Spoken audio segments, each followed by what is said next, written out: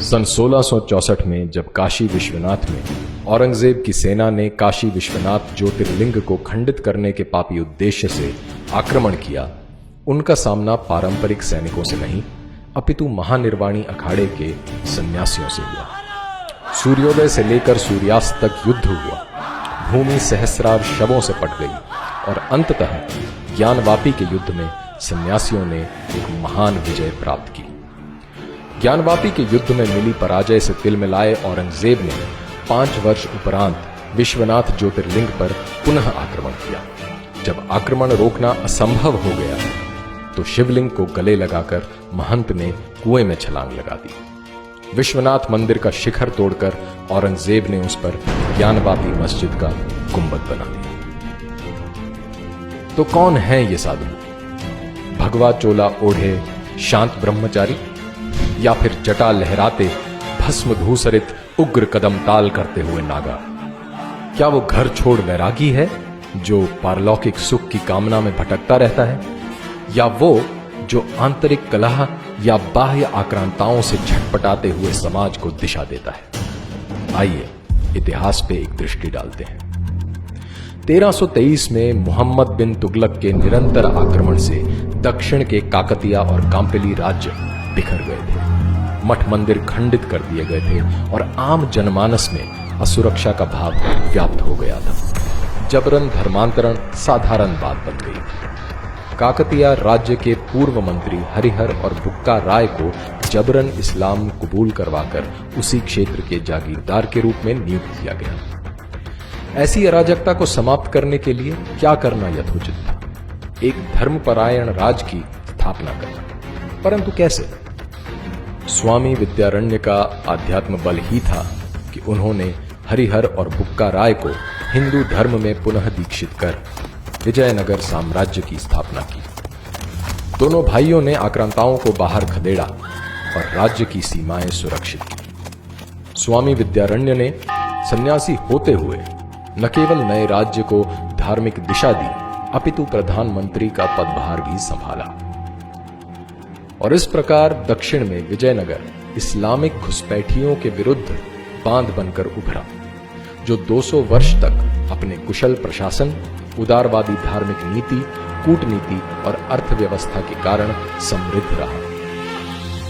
मध्यकाल में इस्लामी विस्तार भारत पर कहर बनकर टूटा। 16वीं शताब्दी में अकबर के शासनकाल में मुसलमान सूफी हिंदू सन्यासियों पर अनायास ही हिंसा पे उतारू थे। इसके परिणाम स्वरूप स्वामी मधुसूदन सरस्वती ने सन्यासियों को आत्मरक्षा में शस्त्र उठाने हेतु काशी में प्रतिज्ञाबद्ध किया। 17वीं शताब्दी की शुरुआत में मराठी सन्यासी स्वामी समर्थ रामदास तीर्थाटन करते हुए इस्लामिक आक्रांताओं के पराधीन भारत की दुर्दशा को प्रत्यक्ष देख रहे थे। जनमानस मरणासन्न हो चुका था। उसकी सामाजिक, राजनैतिक तथा धार्मिक नवचेतना के लिए उसमें पौरुष अभिमंत्रित करना आवश्यक था।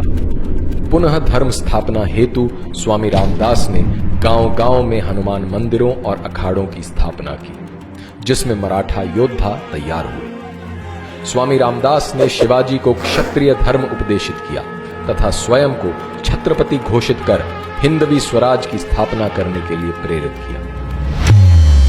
औरंगजेब के शासनकाल में मुगल आतंक अपने चरम पे पहुंचा, जब गुरु गोविंद सिंह के शिशु पुत्रों को इस्लाम न कबूल करने पर दीवारों में चुनवा दिया गया। उधर लक्ष्मण दास नामक एक राजपूत को अपने हाथों से हुई गर्भवती हिरनी की हत्या के कारण संसार से विरक्ति हुई। योगिक साधना करते हुए इन्होंने कई सिद्धियां प्राप्त की। गुरु गोविंद सिंह जी के आग्रह पर इन्होंने पुनः क्षत्रिय धर्म का वहन किया और सरहिंद को फतह कर साहबजादों की नृशंस हत्या का प्रतिशोध लिया। संसार इन्हें बंदा बहादुर के नाम से जानने लगा। जब इन्हें मुगलों ने छलवश गिरफ्तार किया, तब घृणित कायर फर्रुखसियार ने इनके पुत्र को इनकी आंखों के सामने कटवाया और उसके शरीर से उसका हृदय निकालकर इनके मुंह में भर दिया। और ये परम वेदना सहते हुए बंदा बहादुर वीरगति को प्राप्त हुए। 19वीं शताब्दी तक एक तरफ ईसाई मिशनरी का धर्मांतरण के लिए बढ़ता प्रपंच, वहीं दूसरी ओर अंधविश्वास और निरक्षरता के कारण शिथिल पड़ा हिंदू समाज। अज्ञान और गरीबी का द्योतक बन चुकी हिंदू सभ्यता को रामकृष्ण के शिष्य विवेकानंद ने वेदांत गर्जना कर ज्ञान, भक्ति और कर्म की परिधि में पुनः परिष्कृत किया, जिसकी गूंज 11 सितंबर 1893 को अमेरिका के विश्व धर्म संसद में सुनाई दी, जहां अन्य प्रतिनिधि अपने धर्म की शक्ति और विशेषता सिद्ध करने में लगे थे। वहां विवेकानंद ने न केवल सहिष्णुता अपितु सार्वभौमिक स्वीकृति की बात कर संपूर्ण विश्व को भारतीय सभ्यता के प्रति मुग्ध कर दिया। रामकृष्ण मिशन की स्थापना कर इन्होंने ऐसे महात्माओं की पीढ़ी तैयार की जिन्होंने वेदांत दर्शन ही नहीं अपितु दरिद्र नारायण की सेवा करने के लिए संन्यास धारण किया। मृत्यु का भय दिखाकर अथवा प्रलोभन देकर धर्म परिवर्तन करने का व्यवसाय भारत में अब पुराना हो चला है। धर्म परिवर्तन के इस कुचक्र को भेदने का कार्य आर्य समाज के शुद्धि आंदोलन से शुरू हुआ, जिसमें प्रलोभनवश ईसाई बने या विवशता में इस्लाम कबूल किए लोगों को पुनः हिंदू धर्म में दीक्षित किया जा रहा था। 3 दिसंबर 1926 को आर्य समाज के स्वामी श्रद्धानंद की दिल्ली स्थित उन्हीं के आवास में जबरन घुसकर अब्दुल रशीद नामक व्यक्ति ने गोली मारकर हत्या कर दी। राष्ट्रीय आंदोलन में प्रमुख भूमिका रखने के बाद भी स्वामी श्रद्धानंद को इसलिए मार दिया गया क्योंकि वे उन मलकान राजपूतों को पुनः हिंदू धर्म में प्रविष्ट करना चाहते थे जो मुगल काल में जबरन मुसलमान हो गए थे। स्वतंत्रता के बाद सेक्युलरवाद की आड़ में धर्मांतरण का यह व्यवसाय चलता रहा और विधर्मियों द्वारा सन्यासियों की निर्मम हत्या नहीं रुकी। यूं तो कंधमाल की जनजातियों का ईसाई धर्मांधों से संघर्ष का इतिहास रहा ही है, परंतु 1968 में स्वामी लक्ष्मणानंद के आने के बाद जनजातियों में यह चेतना पुनः जगी।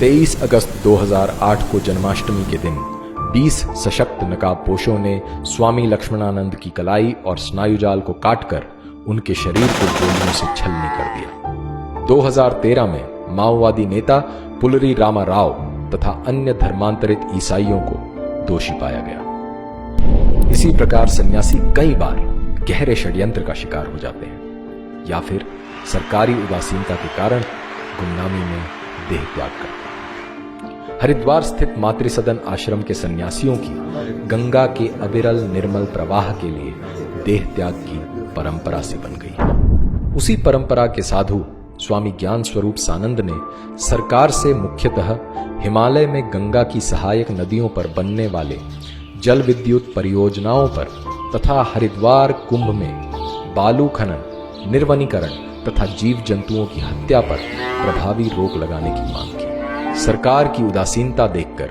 मजबूरन आमरण अनशन पर बैठे।